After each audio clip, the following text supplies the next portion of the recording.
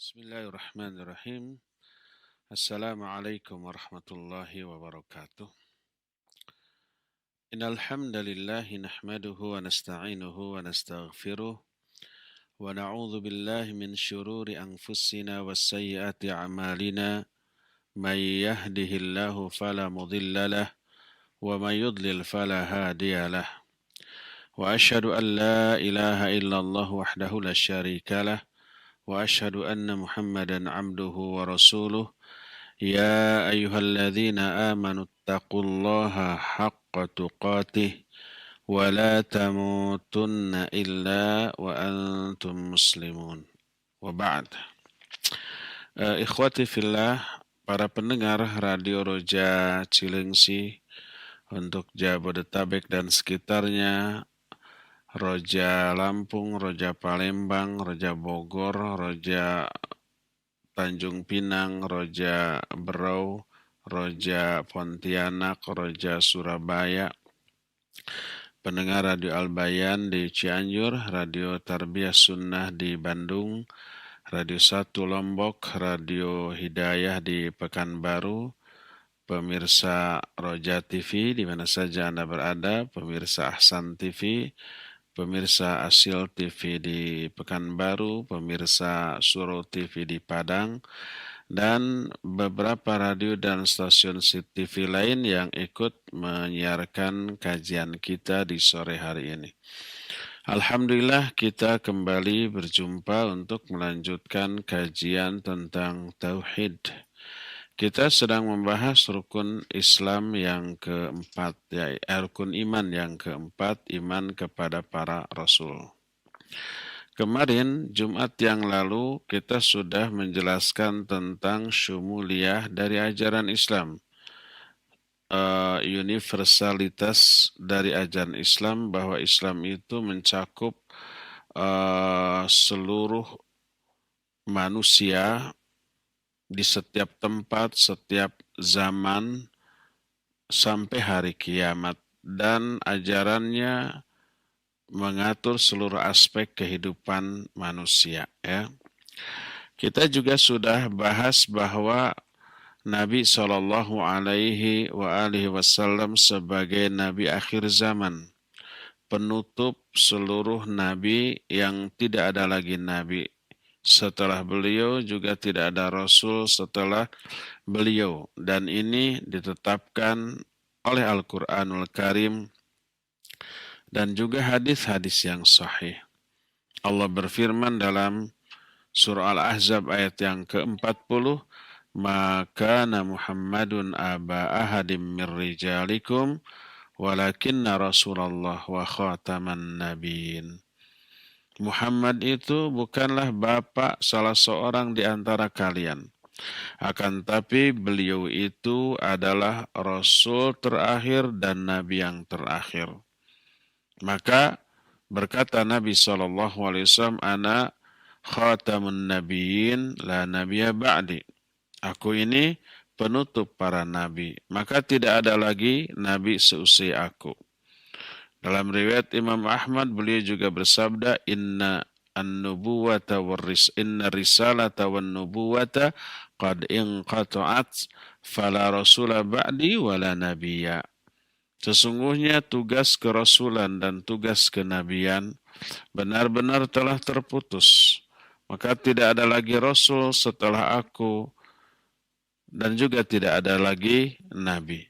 Berdasarkan hal itulah, maka Nabi Sallallahu Alaihi Wasallam adalah Nabi penutup. Adapun maksud dari beliau sebagai penutup para Nabi dan para Rasul, artinya adalah tidak akan ada lagi Nabi setelah beliau dan tidak ada lagi syariat yang baru setelah syariat beliau. Adapun nanti di akhir zaman, Nabiullah Isa alaihissalatu wassalam akan kembali turun. Maka ini tidaklah bertolak belakang dengan kenabian Muhammad SAW sebagai penutup para nabi. Kenapa? Karena turunnya Isa tidak membawa ajaran baru. Turunnya Nabiullah Isa tidak menggantikan agama yang dibawa oleh Nabi Muhammad SAW. Bahkan beliau turun untuk menegakkan ajaran Nabi SAW, Al-Quran dan As-Sunnah. Beliau beribadah kepada Allah dengan cara ibadah yang disyariatkan oleh Nabi kita Muhammad SAW, bukan dengan syariat yang beliau bawa dulu sebelum datangnya Islam, karena syariat yang beliau bawa dahulu sudah mansukh, sudah dihapus, sudah diganti dengan syariat Nabi SAW. Maka tidaklah Nabi Isa beribadah kepada Allah kecuali dengan syariat Nabi Muhammad SAW, baik aspek usulnya ataupun aspek furu'nya. Maka turunnya Nabi Isa adalah sebagai khalifah bagi Nabi kita Muhammad SAW dan salah seorang di antara hakim agama bagi umat ini. Oleh karena itulah maka Nabi SAW adalah penutup seluruh nabi, makanya ajaran yang dibawanya adalah sesempurna-sempurna ajaran. Syariat yang diterapkannya adalah syariat yang paling lengkap. Agama yang dibawanya adalah agama yang paling sempurna, mencakup seluruh aspek kehidupan manusia dan berlaku sampai akhir zaman, sampai terjadinya kiamat. Nabi SAW pernah mengumpamakan peran dirinya dengan peran para nabi yang lainnya. Perumpamaan aku dengan perumpamaan para nabi sebelum aku. Itu ibarat seseorang yang membangun sebuah bangunan megah, istana yang bagus. Disempurnakan dan diindahkan. Semuanya sudah selesai. Kecuali ada satu bolong, satu lubnah, satu batu bata yang belum tertutup. Maka orang mengitari, memperhatikan kondisi bangunan ini, mereka masuk ke dalamnya takjub. Keindahan dan kesempurnaan bangunan itu, cuma hanya sayang satu lubang belum tertutup. Orang-orang berkata, aduh ini indah sekali seandainya ini tertutup. Maka aku datang untuk menutupi lubang yang belum tertutup tersebut. Akulah penutup risalah para nabi. Hadis tersebut sahih diriwayatkan oleh Imam Bukhari dan Imam Muslim. Dan ini menjelaskan makna dari khataman nabiyyin, artinya adalah penutup para nabi.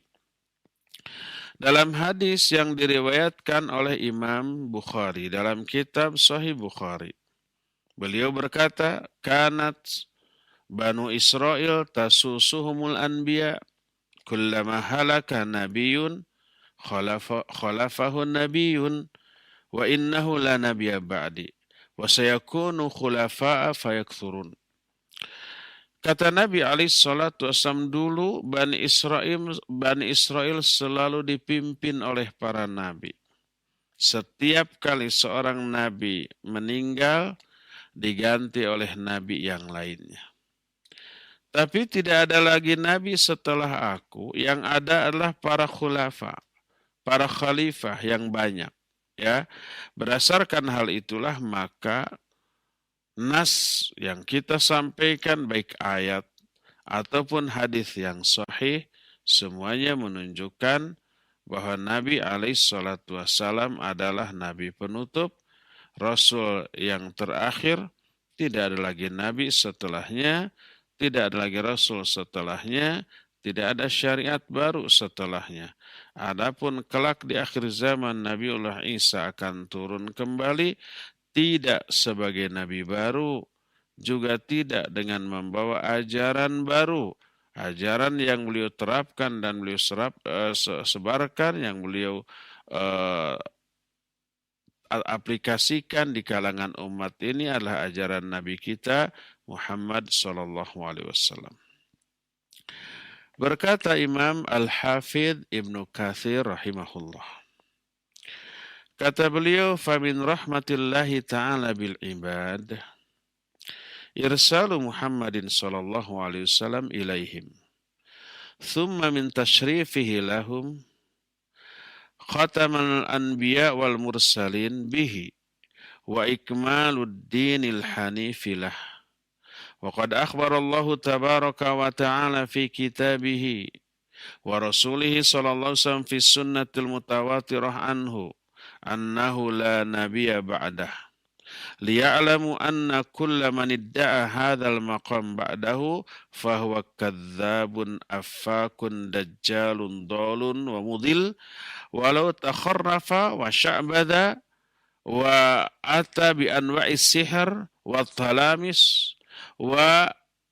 والننجيات وكلها محال وضلال عند أولي الألباب."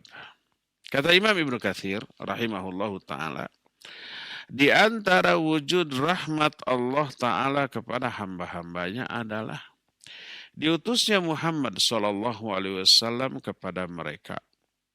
Kemudian di antara bentuk pemuliaan Allah kepada umat Islam ini, ditutupnya para nabi, para rasul dengan Nabi Muhammad sallallahu alaihi wasallam, disempurnakannya agama yang hanif ini di tangan beliau. Allah Azza wa Jalla mengabarkan di dalam kitabnya Al-Quran, juga Rasulnya sallallahu alaihi wasallam dalam sunnahnya yang mutawatir, bahwa tidak ada nabi lain setelahnya.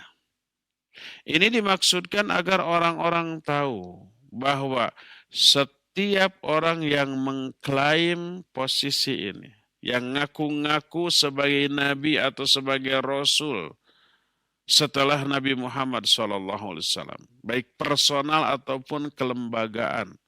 Sebab ada yang mengklaim adanya lembaga kerasulan, rasul secara person sudah tidak ada, tapi kelembagaannya tetap ada. Ada yang mengklaim begitu.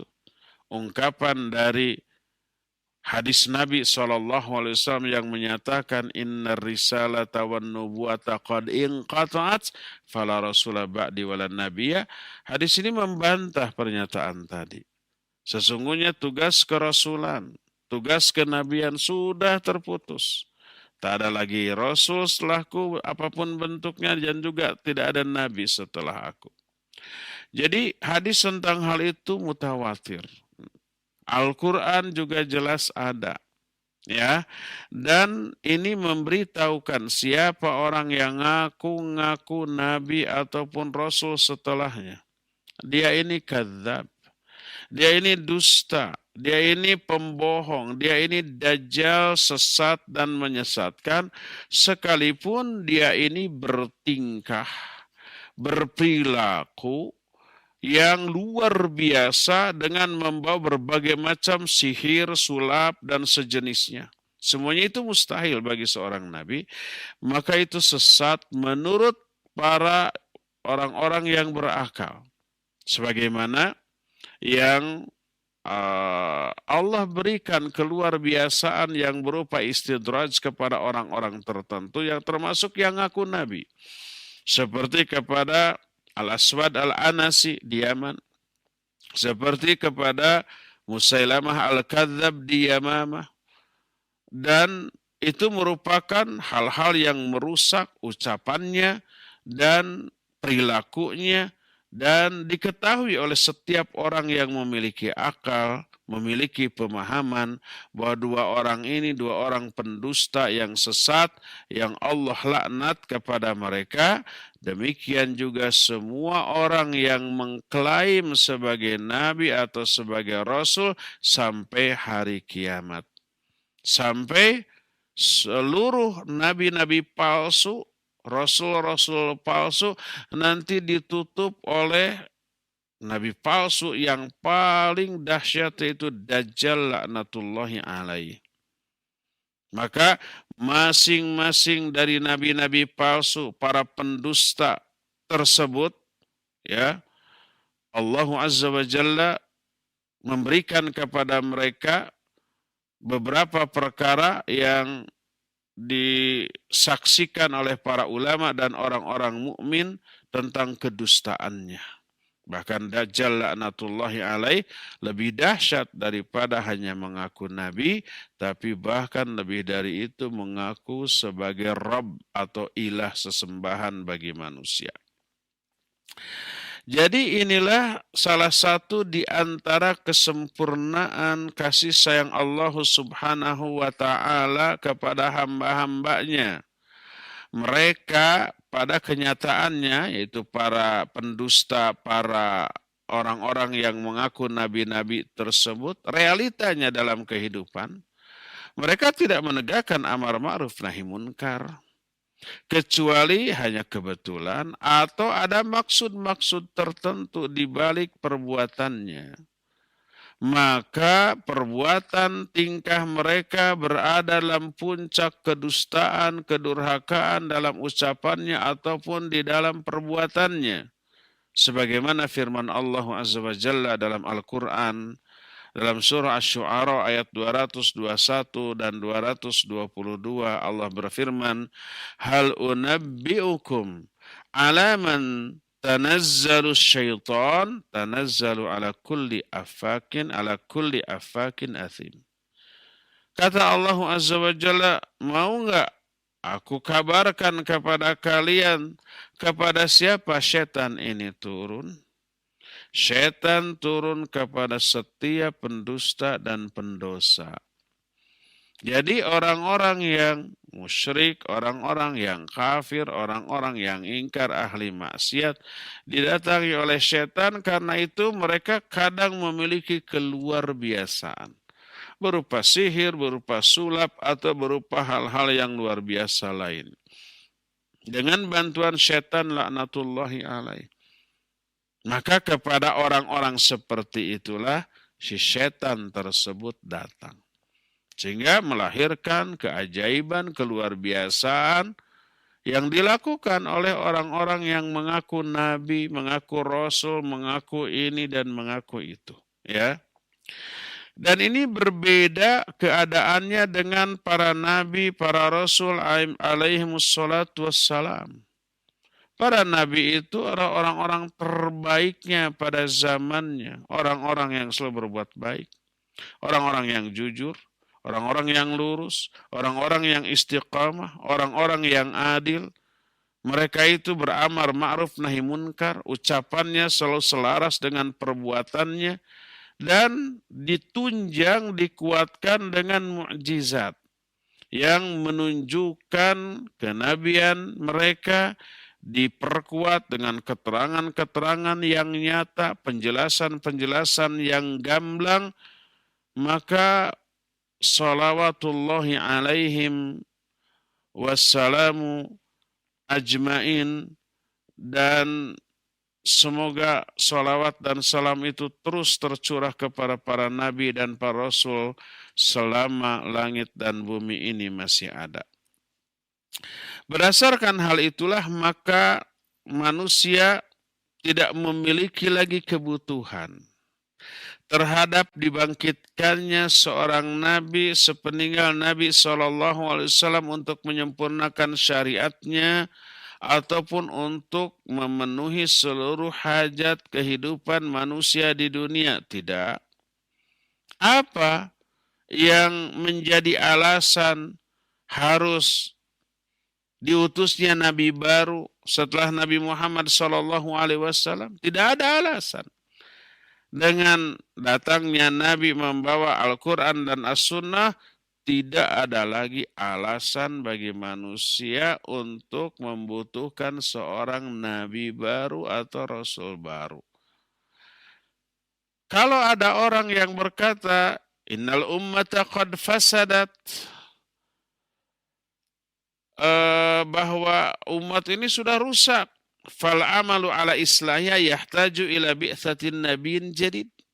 Maka untuk memperbaikinya, mengoreksinya, meluruskannya, dibutuhkan diutusnya nabi yang baru. Kalau ada orang yang begitu, makanya muncul nabi-nabi baru tapi palsu, mengklaim nabi baru, ada yang mengklaim Jibril, ada yang mengklaim juga turun titisan Nabi Isa dan seterusnya, banyak ya. Jadi kalau orang beralasan kan umat sudah rusak, memperbaikinya butuh terhadap seorang nabi yang baru. Kita jawab bahwa hal bu'itha nabiyyun fid dunya limujarradil islah hatta yub'atha fi hadzal zaman limujarradi hadzal gharad. Apa memang perlu diutus seorang nabi baru di dunia ini sekedar untuk memperbaiki keadaan dengan satu tujuan saja, memperbaiki kerusakan atas umat? Apa perlu begitu? Ya, Nabi zaman baheula, zaman dahulu tidaklah diutus kecuali dengan membawa wahyu. Dan wahyu ini tidak diperlukan kecuali untuk menyampaikan risalah baru atau menyempurnakan risalah yang telah lalu atau untuk membersihkan risalah-risalah dari perubahan-perubahan, penambahan, pengurangan, dan seterusnya. Baru itu dibutuhkan. Maka ketika semua kebutuhan terhadap wahyu itu telah terpenuhi dengan terpeliharanya Al-Quran, dengan terpeliharanya sunnah Nabi SAW, dengan telah disempurnakan agama ini di tangan Nabi SAW, maka tidak ada lagi kebutuhan terhadap Nabi baru. Yang dibutuhkan adalah orang-orang yang apa? Yang memperbaiki kerusakan tersebut. Dan untuk memperbaiki kerusakan umat tidak dibutuhkan nabi baru, cukup para ulamanya, para duatnya, para asatidahnya yang menyampaikan ajaran ini untuk memperbaiki keadaan. Allah Azza wa Jalla telah mengumumkan dalam Al-Quran tentang penutup kenabian dan penutup tugas kerasulan dengan diutusnya Nabi Muhammad SAW. Allah berfirman dalam Al-Ahzab ayat 40, kata Allah, "Makana Muhammadun aba ahadim mir rijalikum, walakinna Rasulullah wa khataman nabiyyin wa kana Allahu bikulli syai'in alima." Muhammad itu bukanlah bapak salah seorang di antara kalian, tapi beliau itu seorang rasul dan penutup para nabi. Dan Allah Maha mengetahui terhadap segala sesuatu. Jadi ayat ini jelas.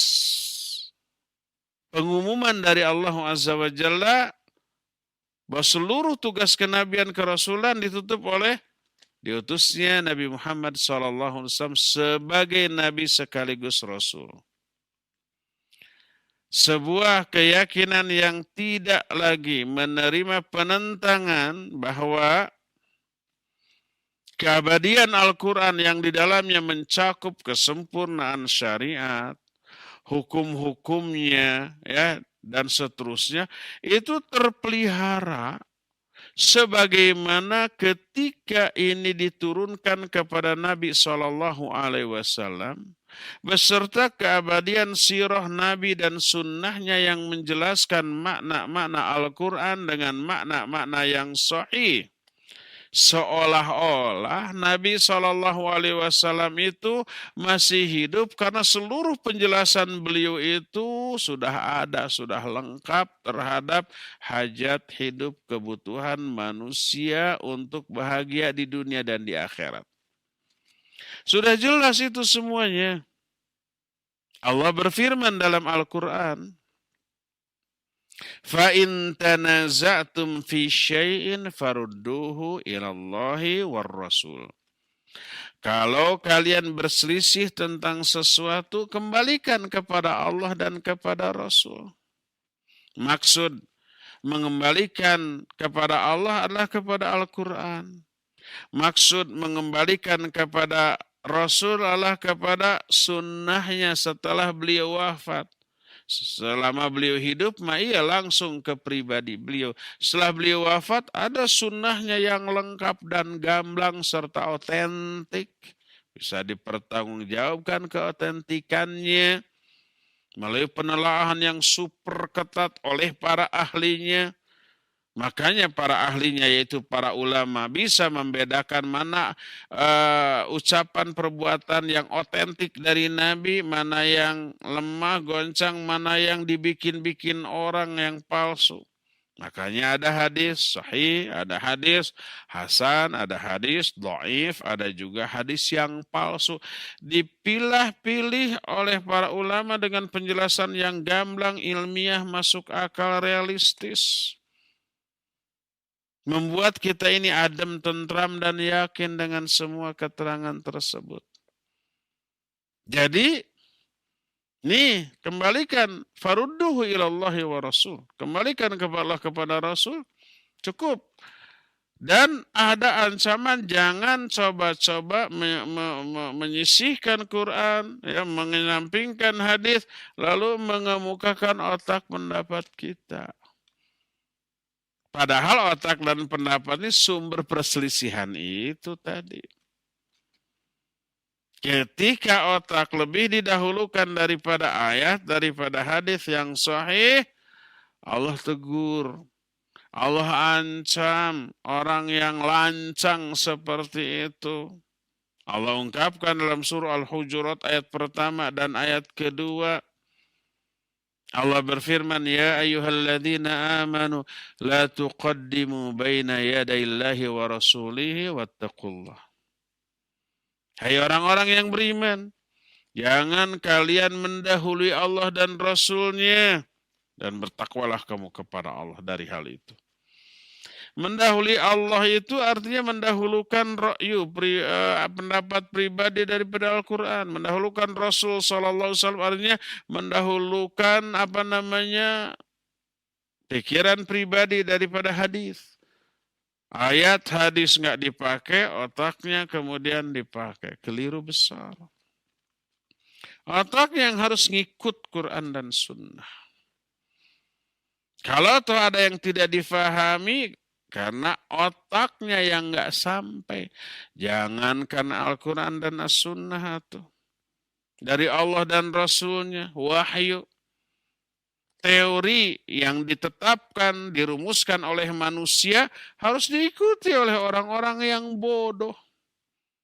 Tentang ilmu kedokteran. Para dokter mengetahui itu hasil research. Ribuan tahun, ratusan tahun gitu, hasil riset diajarkan turun temurun sampai orang mempelajarinya, udah dapat lisensi dari dokter. Ahlinya dia merumuskan beberapa rumusan tertentu. Kita orang awam terhadap kesehatan, pengobatan, kedokteran, sudah ngikut saja petunjuk mereka. Masuk akal ataupun tidak. Ya.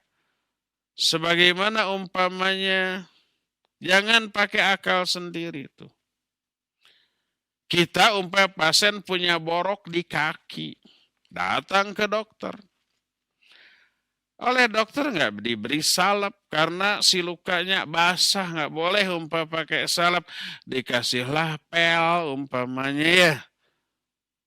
Kita orang awam nggak tahu, nggak ngerti apa hubungan pel ini dengan borok ini. Yang sakitnya borok di kaki, kenapa yang diobatinya mulut? Ya sampai. Kalau mencoba-coba dulu ya, saya ada pengalaman nih, nggak apa-apa cerita, tapi pengalaman ini real. Saya punya paman dulu, rahimahullah sudah meninggal. Saya masih kecil gitu. Paman saya mungkin remaja. ABG pemuda, punya borok tuh di kakinya. Ini saya ceritakan kan dari pengalaman orang. Ke dokter, oleh dokter tidak dikasih salep, tidak diperban, dikasih pil. Nih, dia mikir di rumah, kenapa dikasih pil? Dia mikir dengan otaknya yang awam, yang bodoh tentang kedokteran. Oh, pil ini mungkin dimakan, nanti menjembar dari dalam tubuh, oleh tubuh obatnya ini dikirim ke tempat yang sakit. Mungkin kumannya, bakterinya, virusnya diperangi dari dalam gitu. Itu pikiran orang awam, dia mikir kalau dimakan pertama pahit, kedua lama diprosesnya, akhirnya apa yang terjadi? Kata dokter minum sehari 2 kali atau 3 kali, dia tidak minum. Itu si pil, itu si tablet diremukkan, dihancurkan lalu ditaburkan ke lukanya langsung.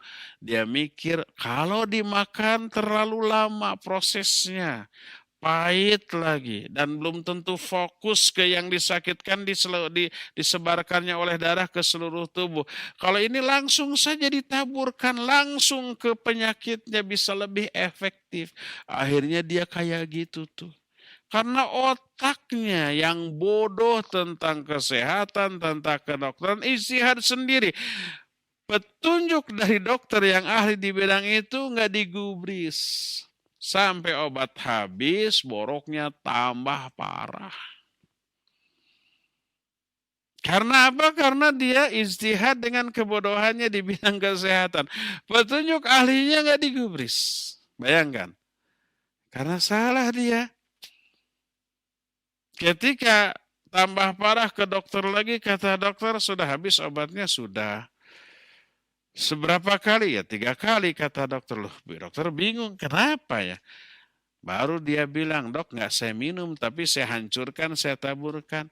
Kenapa begitu? Kan langsung ke sana. Dasar bodoh kamu mah. Bukan begitu cara kerja obat menurut kedokteran. Makan gitu ya. Bayangkan. Kalau mendahulukan otak yang bodoh daripada petunjuk dokter sebagai manusia ahli saja sudah begitu parah. Karena kesalahannya. Apalagi ini petunjuk Allah dan Rasul tentang agama, tentang akhirat. La tuqaddimu baina yadayillahi wa rasuli. Wattaqullah. Jangan dahului Allah dan Rasul. Jangan dahulukan otaknya daripada Al-Quran dan As-Sunnah. Jadi Al-Quran dan As-Sunnah tersebut benar-benar sudah lengkap menjawab seluruhnya. Fa'in tanaza'tum fi syai'in farudduhu ilallahi war rasul. Kalau kalian berselisih tentang sesuatu, kembalikan kepada Allah dan kepada Rasul. Kepada Allah adalah kitabnya, kepada Rasul adalah hadisnya yang sahih.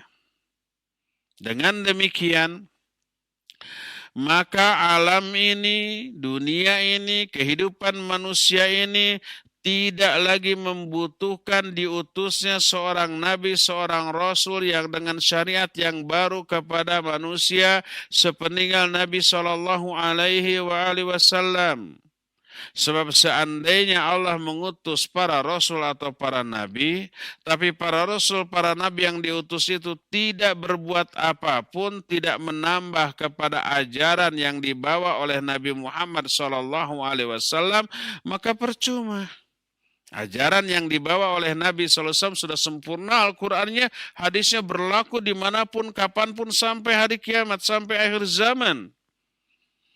Untuk apa lagi diutus Nabi baru? Karena semuanya sudah lengkap. Allah berfirman, Al-yawma akmaltu lakum dinakum wa atmamtu alaikum ni'mati wa raditu lakumul islam madina. Pada hari ini telah aku sempurnakan bagimu agamamu. Telah aku sempurnakan nikmatku atas kalian. Dan telah aku ridhoi Islam sebagai agama bagi kalian. Ya. Jadi apabila tujuan diutusnya para rasul adalah untuk menyebarkan risalah dan dakwah ini kepada manusia, maka itu tidak perlu diutus seorang nabi baru atau rasul baru, cukup peran para ulama Islam, ulama kaum muslimin, para da'inya, para duatnya, para asatidahnya, maka merekalah yang harus memikul beban tanggung jawab menyampaikan dakwah dan risalah ini kepada manusia. Tidak butuh ada seorang nabi baru atau rasul baru sepeninggal Nabi SAW. Tapi bukankah ajaran Islam ini juga sudah banyak yang menambah-nambah, mengurangi dan merubahnya?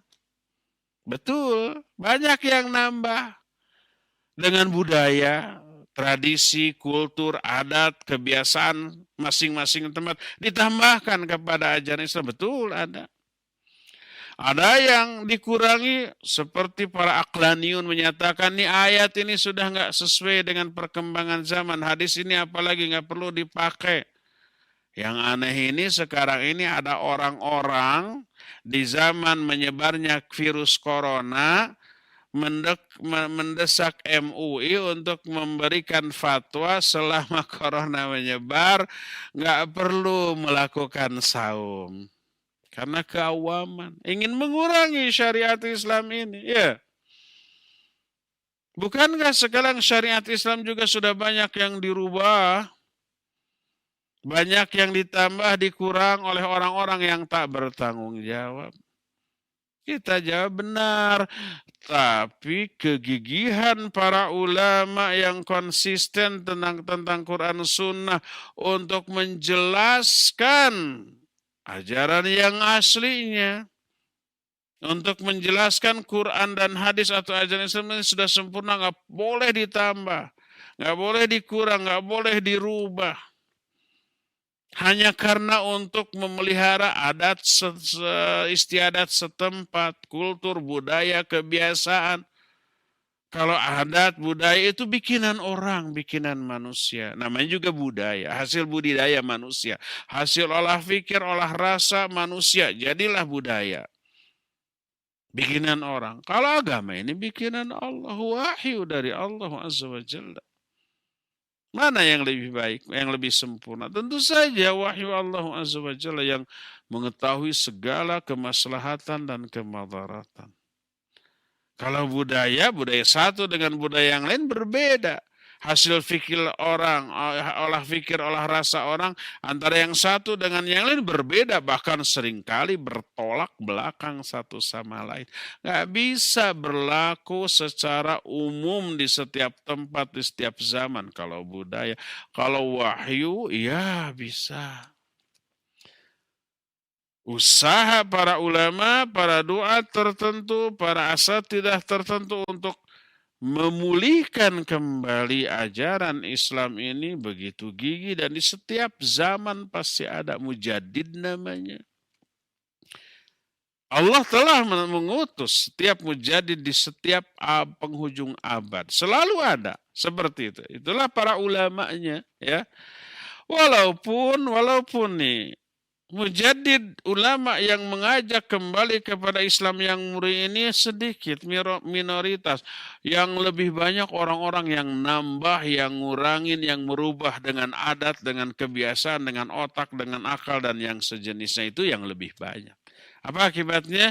Akibatnya tersisihkanlah orang-orang yang konsisten di atas kebenaran ini.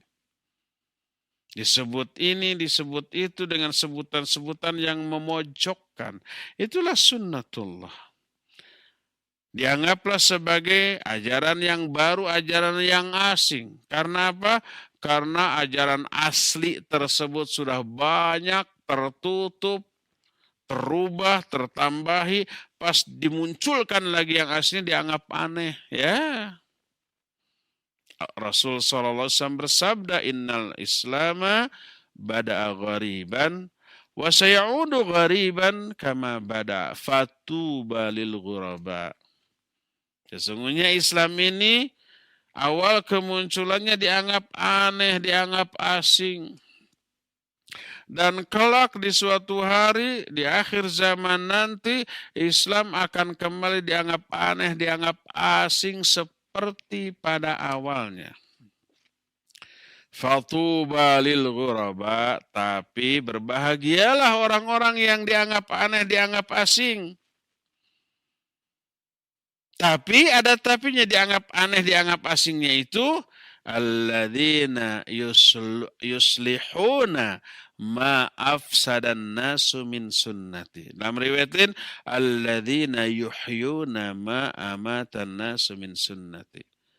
Dianggap asing itu adalah orang-orang yang memperbaiki sunnah-sunnah Nabi yang sudah dirusak oleh manusia. Menghidupkan kembali sunnah-sunnah Nabi, ajaran Islam yang sudah dimatikan oleh manusia.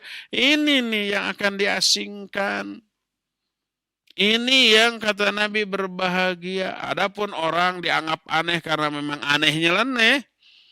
Tidak pakai Quran, tidak pakai sunnah, pakai ilmu cocokologi. Dianggap aneh juga itu.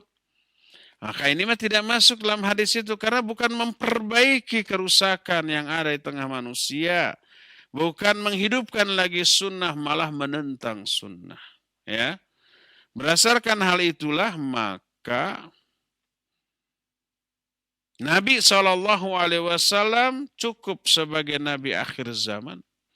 Ajaran yang dibawanya begitu sempurna, mencakup seluruh aspek kehidupan manusia di setiap tempat dan zaman sampai hari kiamat. Maka tak dibutuhkan lagi seorang nabi baru sepeninggal beliau, walaupun ajaran Islamnya sudah banyak dirusak oleh orang-orang yang tak bertanggung jawab, tapi akan selalu muncul orang-orang yang memperbaikinya. Itulah para ulamanya, para mujadidnya, para duatnya, para asatidahnya. Mereka adalah para penerus tugas yang diemban oleh para nabi. Untuk memperbaiki keadaan tidak dibutuhkan seorang nabi baru, akan tetapi yang dibutuhkan adalah seorang pembaharu yang disebut dengan mujadid, dan itu bisa dihandle oleh para ulamanya, para ustadznya, para da'inya. Ya. Apa sih hikmah dijadikannya Nabi Muhammad SAW sebagai penutup para nabi? Sudah dijelaskan tadi bahwa kenabian Muhammad SAW menjadi penutup seluruh nabi, kerasulan beliau menjadi penutup seluruh rasul. Karena beliau diutus kepada seluruh manusia di setiap tempat, setiap zaman sampai hari kiamat. Allah Subhanahu wa taala berfirman dalam beberapa ayat dalam Al-Qur'an. Di antaranya Al-Quran surah Saba ayat 28 Allah berfirman, "Wa ma arsalnaka illa kafatan linnas basyiran wa nadhira." Kata Allah, tidaklah kami mengutus engkau, hai Muhammad, kecuali kepada seluruh manusia sebagai pemberi kabar gembira dan pemberi peringatan. Kepada seluruh manusia. Juga dalam surah Al-Anbiya ayat 107, Allah berfirman, "Wa ma arsalnaka illa rahmatan lil alamin." Tidaklah aku mengutus engkau, hai Muhammad, kecuali sebagai rahmat bagi seluruh alam. Bukan rahmat hanya bagi satu negara saja. Ada orang yang menyatakan rahmat sebagai rahmat bagi seluruh alam itu ya Islam Nusantara itu. Bahasa Arabnya rahmatan lil alamin. Mana bisa Islam Nusantara dianggap sebagai rahmatan lil alamin. Lil alamin mah seluruh dunia. Nusantara mah hanya Indonesia saja. Islam Nusantara nanti nggak berlaku di negara lain. Di negara Malaysia, di negara-negara Timur Tengah, di negara Amerika. Karena itu bukan Nusantara. Menerjemahkan Nusantara dengan bahasa Arab rahmatan lil alamin jauh atau nggak kena. Allah berfirman, "Wa ma arsalnaka illa rahmatan lil alamin." Tidaklah kami utus engkau, hai Muhammad, kecuali sebagai rahmat bagi seluruh alam. Dalam Al-Quran surah Al-Furqan ayat yang pertama Allah berfirman, "Tabarakalladzi nazzala al-furqana ala 'abdihi liyakuna lil 'alamina nadhira." Maha barokah Allah yang telah menurunkan Al-Furqan kepada hamba. Al-Furqan itu Quran. Untuk menjadi pemberi peringatan bagi seluruh alam, bukan hanya se-Indonesia, bukan hanya se-Arab, tapi ke seluruh alam di dunia ini. Juga dalam surah Al-A'raf 158 Allah berfirman, "Qul Ya ayuhan nas inni rasulullahi ilaikum jami'an. Katakan oleh Muhammad, hei seluruh manusia nih, bukan hei bangsa Arab, bukan. Hei bangsa Indonesia saja, bukan. Ya ayuhanas, saya seluruh manusia, inni Rasulullah ilaikum jamin. Aku adalah utusan Allah kepada kalian semuanya. Tidak hanya sebagian, tidak hanya satu bangsa, tidak hanya satu suku, tidak hanya satu ras, tapi kepada kalian semuanya. Apabila risalah beliau umum untuk seluruh manusia, maka pastilah syariatnya syariat yang sempurna yang mencakup seluruh aspek kehidupan manusia. Dan tidak membutuhkan syariat baru dan tidak membutuhkan nabi baru untuk mengaplikasikannya. Coba aspek apa dalam kehidupan manusia yang tidak diatur oleh Islam? Semua diatur. Ke WC juga ada aturannya. Ketika masuk ke WC, dahulukan yang kiri. Ketika keluarnya, dahulukan yang kanan. Ketika di dalamnya, nggak boleh ngomong bicara. Ketika BAB, BAK, jangan menghadap atau membelakangi kiblat. Itu ada aturannya loh. Makan ada aturan, jangan pakai kiri, pakai tangan. Ya gulam, kul samillah. Wa kul biyaminik, wa kul mimma yalik. Hai nak, sebut nama Allah ketika makan. Makan dengan tangan kananmu. Ambil dari yang terdekat denganmu. Ada aturannya. Mau tidur, mau berhubungan suami istri. Ada adabnya, ada doanya. Seluruhnya diatur oleh ajaran Islam. Untuk kemaslahatan mereka. Aspek apa di dalam kehidupan manusia yang tidak diatur oleh syariat ini? Diatur semuanya. Bagaimana naik kendaraan, doanya apa? Keluar masuk rumah, ada doanya. Keluar masuk pasar, ada doanya, adab-adabnya. Jangan sampai kita menjadi orang yang pertama masuk ke pasar. Jangan sampai kita menjadi orang yang terakhir keluar dari pasar. Itu semuanya ada. Jual beli semuanya diatur oleh ajaran Islam. Sempurna mencakup seluruh aspek kehidupan manusia. Maka tidak perlu lagi penyempurnaan bagi manusia dan tidak lagi membutuhkan seorang nabi baru. Allah berfirman, "Al-yauma akmaltu lakum dinakum wa atmamtu 'alaikum ni'mati wa raditu lakumul Islam dina." Hari ini sudah aku sempurnakan bagimu agamamu. Telah aku sempurnakan nikmatku atas kalian dan telah aku ridhoi Islam sebagai agama bagi kalian. Al-Quran yang diturunkannya menjawab segala sesuatu rahmat dan kabar gembira. Allah berfirman dalam surah An-Nahl ayat 89, "Wa nazzalna 'alaikal kitaba tibyanan likulli syai'in wa huda wa rahmata wa busyral muslimin." Dan kami telah menurunkan kitab kepada engkau, hai Muhammad. Itu Al-Quran. Tibyanan likulli syai'. Menjelaskan segala sesuatu. Wahudan wa rahmah. Wa busyra. Sebagai petunjuk, sebagai rahmat, sebagai busyra. Kabar gembira bagi orang-orang muslim. Dalam surah Al-Maidah ayat 8, ayat 48 Allah berfirman, "Wa anzalna ilaikal kitaba bil haqq musaddiqan lima baina yadayhi minal kitab wa muhaiminan alaih fahkum bainahum bima anzalallah wa la tattabi' ahwa'ahum amma ja'aka minal haqq." Kata Allah Azza wa Jalla, dan kami telah turunkan kepada engkau sebuah kitab dengan benar. Membenarkan kitab-kitab sebelumnya. Juga wa muhaiminan alai. Sebagai penyempurna kitab-kitab sebelumnya.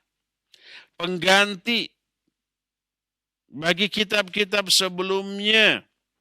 Maka tetapkan hukum di antara manusia dengan apa yang Allah turunkan dan jangan kamu ikuti hawa nafsu mereka untuk menggantikan kebenaran yang Allah datangkan kepadamu. Dari sinilah kita mengetahui bahwa kenapa Nabi alaihissalatu wassalam sebagai Nabi penutup? Karena beliau diutus untuk seluruh manusia, untuk semesta alam. Agama yang dibawanya sudah Allah Subhanahu wa taala sempurnakan, menjelaskan segala sesuatu, menerangkan seluruh aspek kehidupan manusia, dan yang melengkapi kitab-kitab syariat-syariat yang dibawa oleh nabi-nabi sebelumnya sudah lengkap, sudah paripurna, sudah komplit, maka tak membutuhkan tambahan, pengurangan, perubahan dari otak dan akal manusia, kebiasaan, adat, dan kultur manusia, karena begitu sempurnanya ajaran Islam ini, dan juga tak membutuhkan nabi baru untuk menyempurnakannya. Ya, dari sanalah kita mengetahui bahwa Nabi SAW adalah Nabi akhir zaman. Ketika muncul orang-orang yang mengaku nabi tapi palsu, seperti ajaran Qadian, ajaran yang kita kenal dengan sebuah sebutan Ahmadiyah. Karena ada yang ngaku nabi baru, yaitu Mirza Ghulam Ahmad, yang kemudian ajarannya disebut dengan ajaran Ahmadiyah.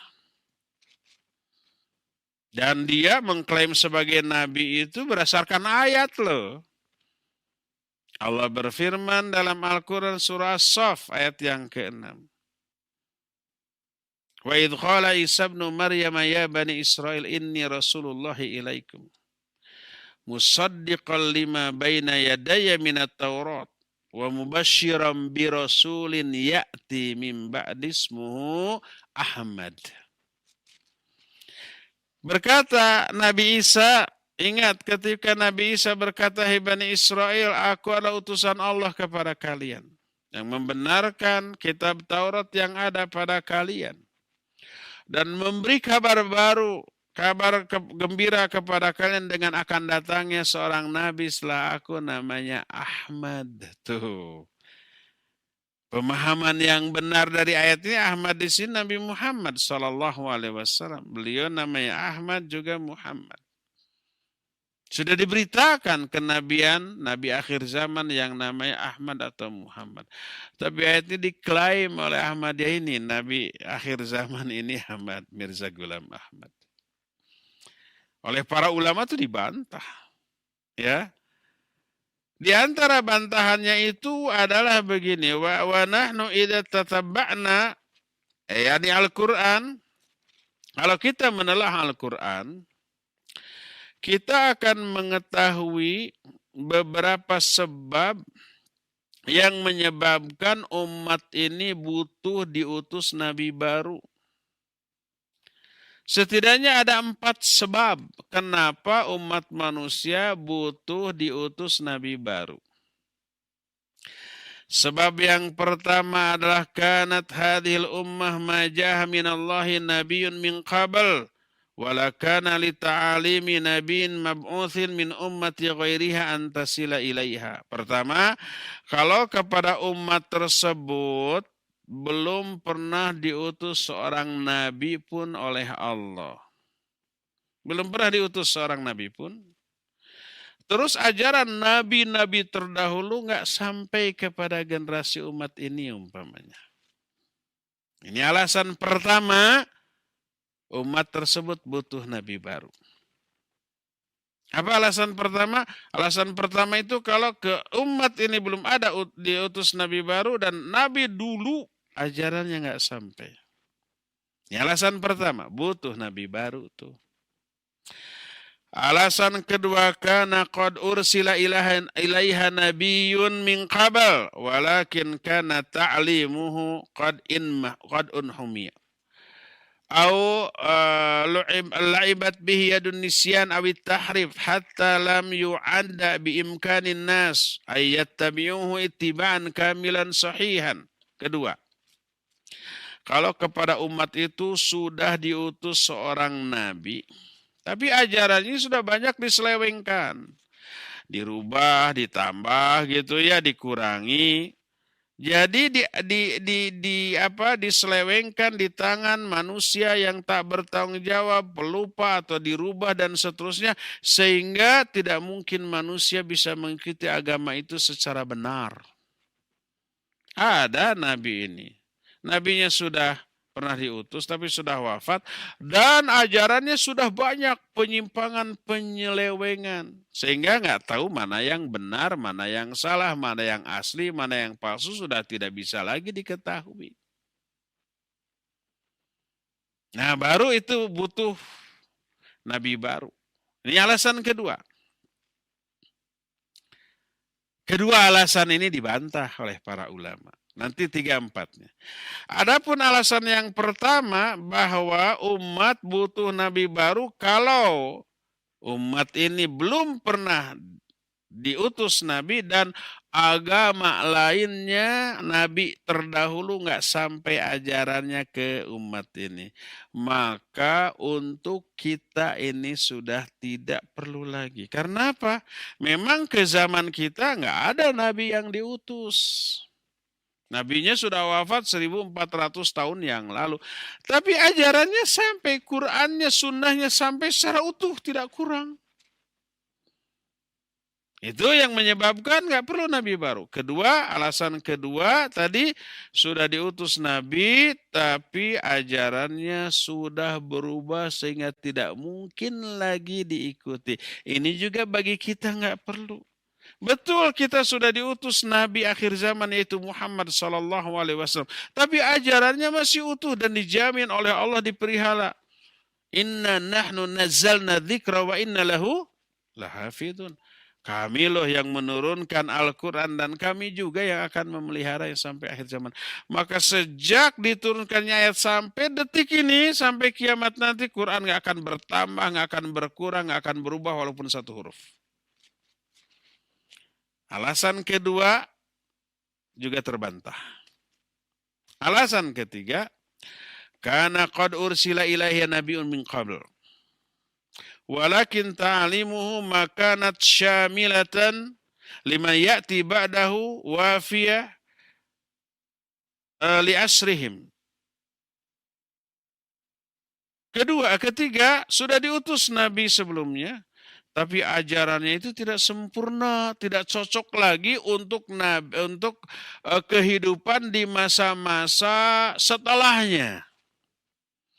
Maka kebutuhan terhadap ajaran untuk menyempurnakan tambahan itu menyebabkan dibutuhkannya diutusnya seorang nabi baru. Jadi, ya sudah diutus nabi, tapi ajarannya belum sempurna, loh, tidak mencakup aspek kehidupan manusia seluruhnya. Alasan ketiga ini juga terbantah. Karena apa?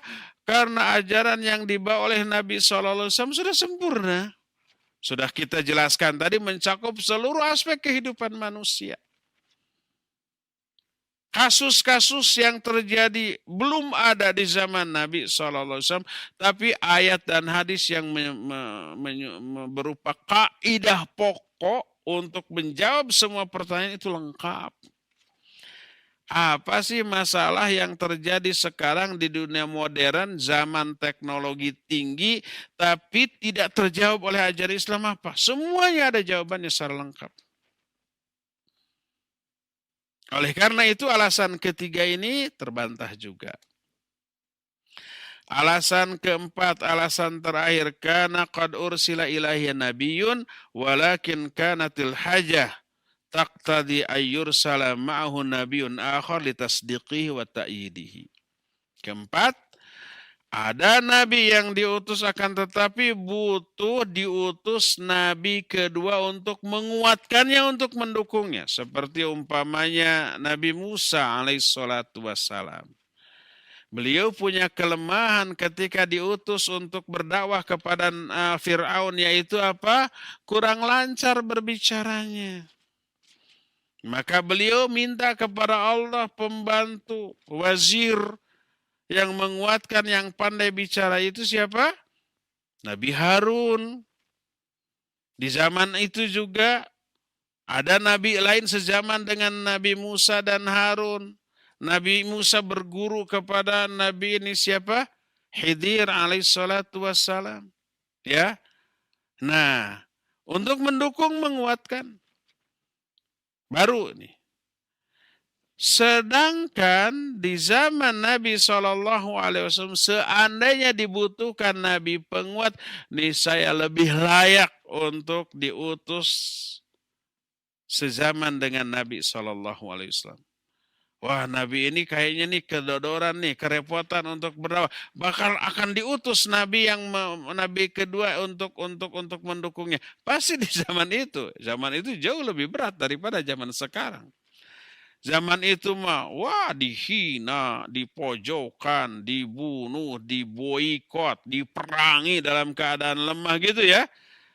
Butuh pendukung jauh lebih besar kebutuhannya hari itu dibanding hari ini. Ternyata tidak. Cukup dengan satu nabi. Itu bisa menghandle semuanya sehingga umat yang dididiknya menguasai hampir separuh dunia di masanya.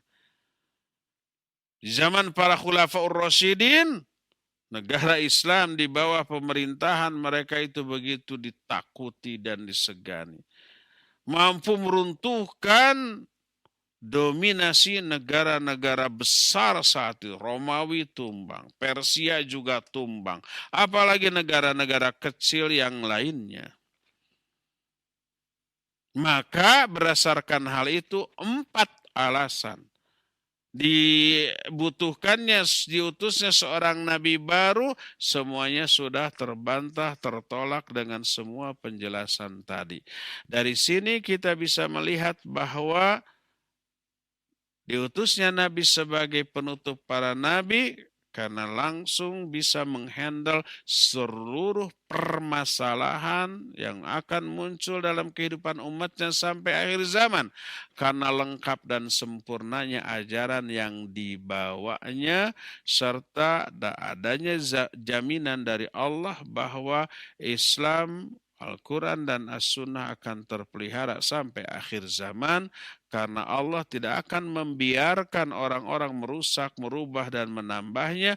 Allah selalu akan bangkitkan orang-orang yang Allah kehendaki untuk mempertahankan keaslian dan kemurnian dari ajaran Islam ini sampai akhir zaman. Ya, inilah penjelasan tentang bahwa Nabi SAW sebagai Nabi akhir zaman. Kita cukupkan penjelasan kita sampai di sini. Insya Allah tema berikutnya akan kita bahas tentang sesuatu yang sangat menarik, yaitu karomah para wali Allah ya. Untuk sekarang sampai di sini dan kita masih punya sisa waktu untuk bertanya jawab kepada Al-Akhl Fadil Fawas di studio Cilengsi. Dipersilakan untuk memandu tanya jawab dengan pendengar dan pemirsa. Wassallallahu ala nabiyina Muhammadin wa ala alihi wa ashabihi wasallam. Silakan Fawas. Terima kasih kami ucapkan untuk Al Ustadz, jazakumullahu khairan, materi bahasan yang penuh manfaat yang telah disampaikan di sore hari ini. Ikhwatal Islam, pendengar dan pemirsa, kita masuk sesi interaktif. Bagi Anda yang akan bertanya, silahkan bisa hubungi kami. Halo, Assalamualaikum warahmatullahi wabarakatuh. Waalaikumsalam warahmatullahi wabarakatuh. Silakan Bapak. Begini Pak Ustadz, saya Kadan dari Cianjur. Silakan. Bertanya, begini Pak Ustadz, saya belum terlalu paham tentang manhaj dan madhab. Jadi apa makna manhaj dan madhab? Dan apakah manhaj dan madhab? Apakah kita harus bermanhaj dan bermadhab? Mohon penjelasannya. Jazakumullah khairan katsira. Assalamualaikum warahmatullahi wabarakatuh. Waalaikumsalam warahmatullahi wabarakatuh. Terima kasih Bapak. Silahkan Ustaz. Terima kasih Bapak. Silahkan Ustaz. Ya Bapak dari Cianjur ya yang barusan, barakallahu fik, apa makna dan perbedaan antara manhaj dengan madhab? Manhaj artinya tariqatul faham lil kitabi was sunnah. Itu makna manhaj. Manhaj itu metode, cara memahami Al-Quran dan As-Sunnah.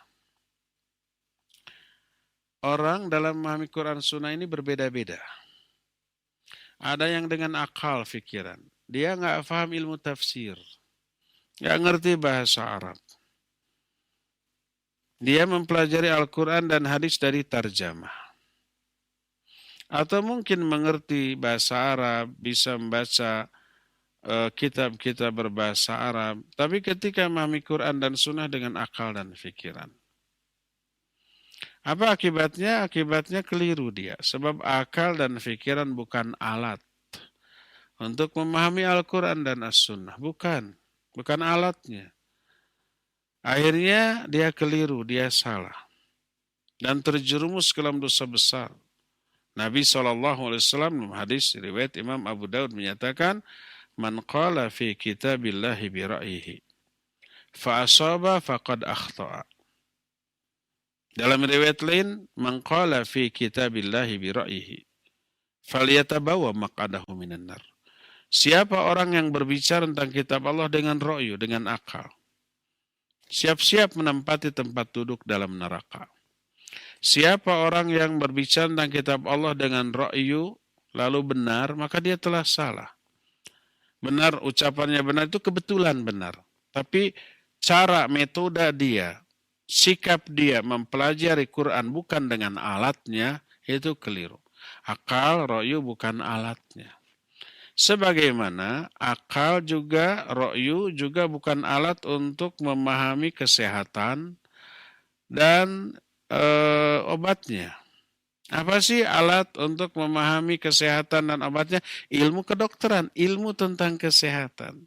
Ilmu tentang kedokteran kesehatan itu lahir dari berbagai macam eksperimen yang dilakukan selama puluhan, ratusan, mungkin ribuan tahun. Kemudian diturunkan, diwariskan secara musalsal kepada generasi-generasi yang berikutnya. Ya. Akal dan otak bukan alat untuk memahami mesin.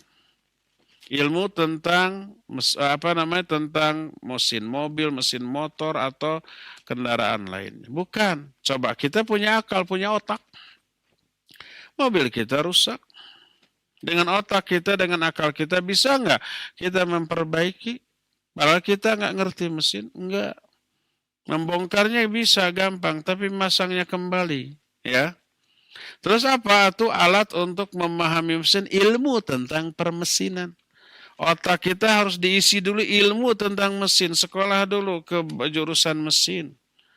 Isikan otak kita dengan ilmu tentang mesin. Baru nanti bisa. Bukan hanya memperbaiki, bisa bikin mobilnya, bisa bikin motornya, dan seterusnya. Ya, kalau kita ingin mengobati dengan cara yang benar, mengetahui penyakit, isi dulu otak kita dengan ilmu kesehatan, ilmu kedokteran. Baru nanti bisa memperbaiki keadaan si sakit. Al-Quran juga begitu. Ya, alat untuk memahami Al-Quran adalah ilmu tafsir. Alat untuk memahami hadis adalah ilmu hadis, bukan otak yang kosong dari itu. Ketika kita bodoh tentang bahasa Arab, bodoh tentang ilmu tafsir, bodoh tentang ilmu hadis, lalu otak yang kosong dari ilmunya tersebut dipakai memahami Quran Sunnah. Keliru. Akhirnya lahirlah pendapat yang aneh-aneh, keyakinan yang aneh-aneh, otomatis melahirkan amal yang aneh-aneh yang berbeda dari apa yang dilakukan oleh Nabi dan para sahabat zaman dahulu. Itu manhaj yang keliru dalam memahami Islam. Ada lagi orang yang ketika memahami Islam caranya dengan mencampur dengan budaya, dengan adat, dengan kultur. Ada lagi yang memahami ajaran Islam dengan perasaan, dengan zauk, dengan intuisi. Itu manhaj yang keliru dalam memahami Islam. Adapun manhaj yang benar dalam memahami Islam adalah memahami Quran Sunnah menurut pemahaman ahlinya. Siapa ahlinya? Yang pertama Nabi, yang kedua para sahabat, para tabi'in, tabi'ut tabi'in, dan para ulama yang menguasai seluruh ilmu syar'i yang dibutuhkan untuk memahami Quran Sunnah secara benar. Nah, itulah manhaj yang benar. Manhaj yang benar memahami Quran Sunnah menurut pemahaman as-salafus saleh. Generasi salafus saleh, sahabat tabi'in dan tabi'un tabi'in. Karena para sahabat dijamin pemahamannya benar oleh Quran, oleh hadis.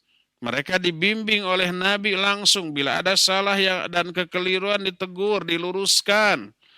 Maka pemahaman para sahabat melahirkan keyakinan yang benar tentang Islam, pengamalan yang benar tentang Islam, jihad dan dakwah yang benar tentang Islam. Makanya kehidupan mereka diberkahi. Kuntum khaira ummatin itu, kalian sebaik-baik umatlah kalian, maksudnya umat Islam di saat ayat itu turun, yaitu para sahabat.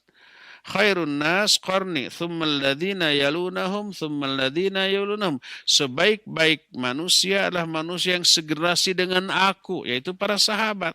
Lalu setelah itu. Kenapa mereka dianggap generasi terbaik?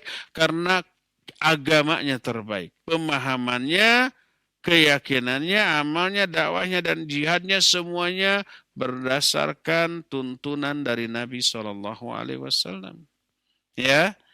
Nah, inilah manhaj yang benar. Ikuti penjelasan para sahabat, para ulama yang mereka beberkan dalam kitab-kitabnya. Makanya ngaji kita adalah ngaji kitab. Gak pernah tematik yang lahir dari hasil ijtihad para ustadz, yang enggak. Kita mengkaji kitab karena dari ahlinya langsung. Allah menyatakan fas'alu ahla dzikri in kuntum la ta'lamun. Tanya ahlinya kalau kalian tidak tahu. Kalau kita sakit, kemana kita pergi? Ke ahlinya, dokter. Kalau mobil kita mogok, kemana kita pergi?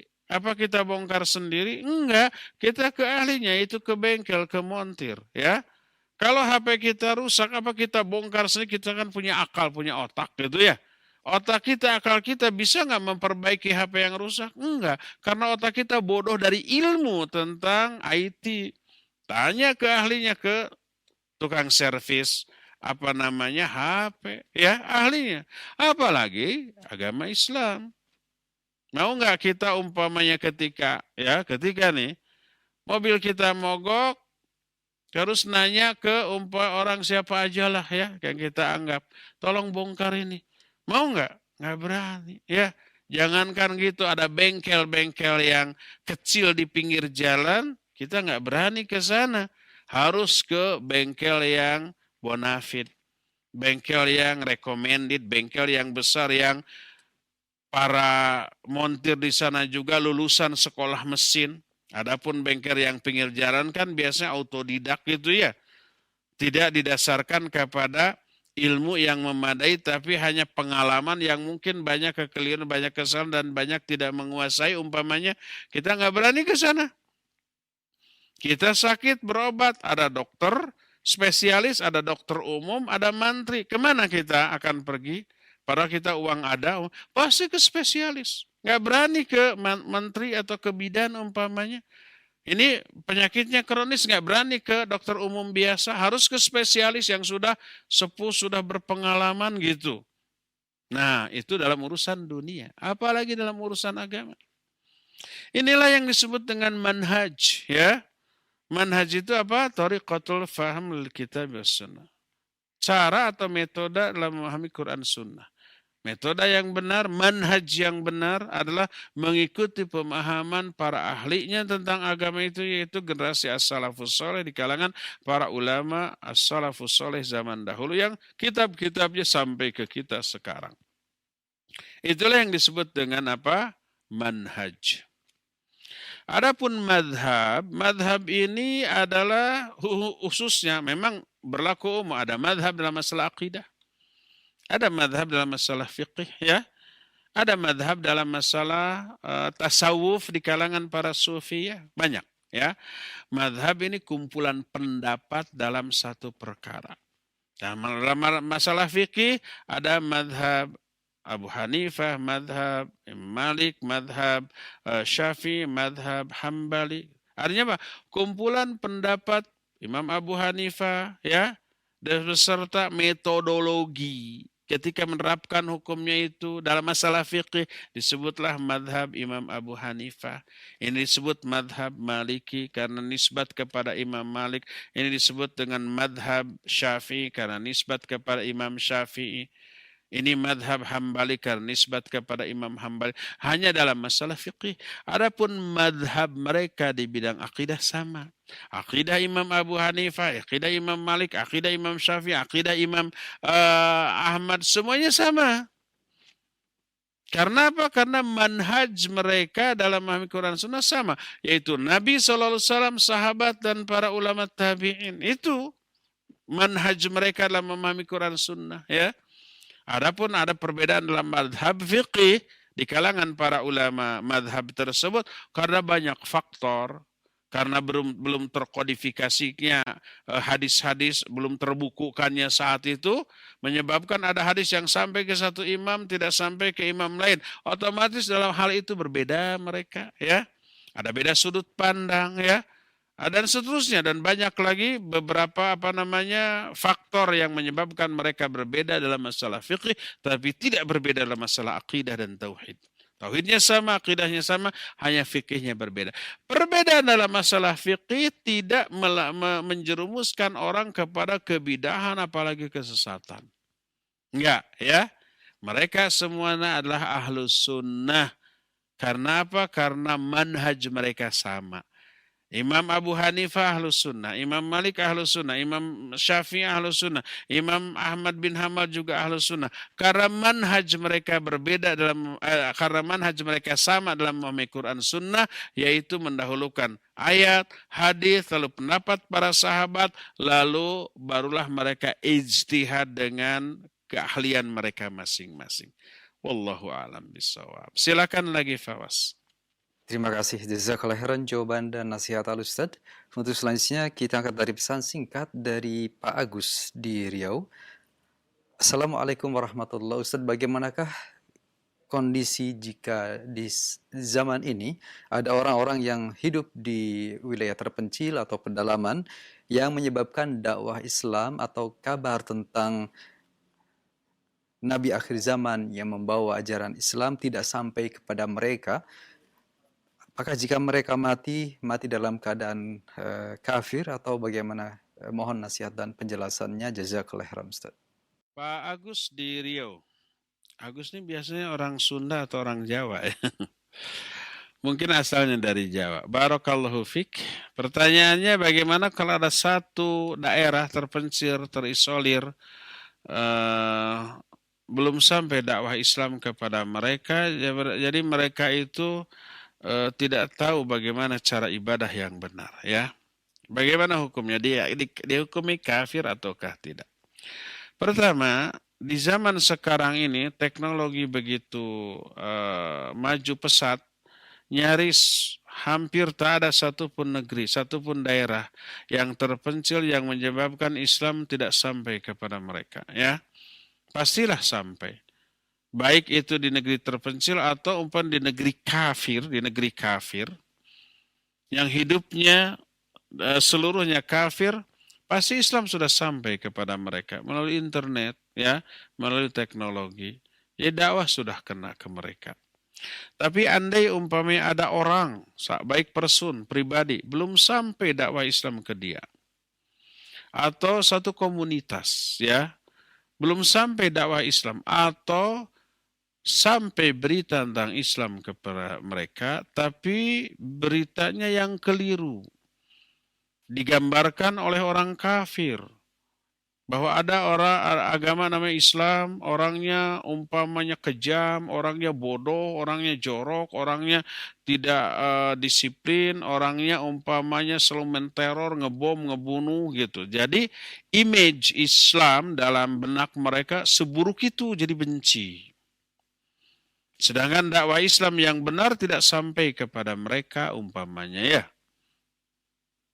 Bagaimana orang seperti itu? Ya, secara zahir, secara lahiriah mereka kafir. Dan diperlakukan sebagai orang kafir.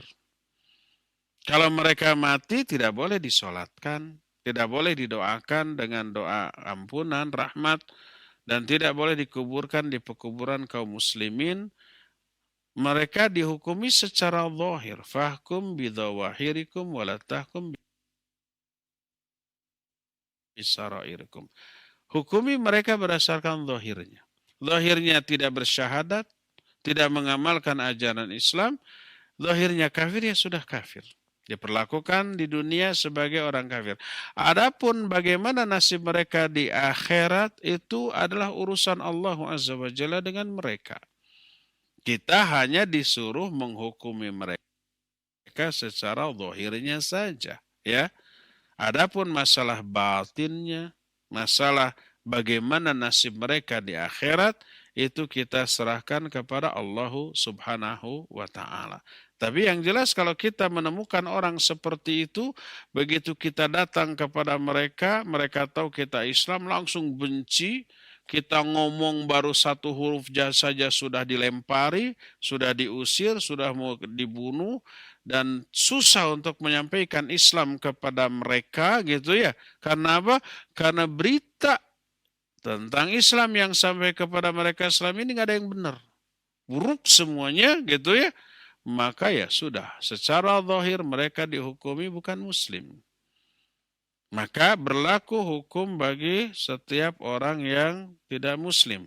Yaitu ya tidak salam ya. Kalau kita bertemu dengan dia dan kita tidak mensolatkan bila mereka mati, tidak mendoakan ampunan dan rahmat dan seperti itu, adapun nasib mereka di akhirat kita serahkan kepada Allah Azza wa Jalla. Wallahu a'lam. Silakan lagi Fawaz. Terima kasih jazakallahu khairan, barakallahu fiik jawaban dan nasihat Al-Ustaz.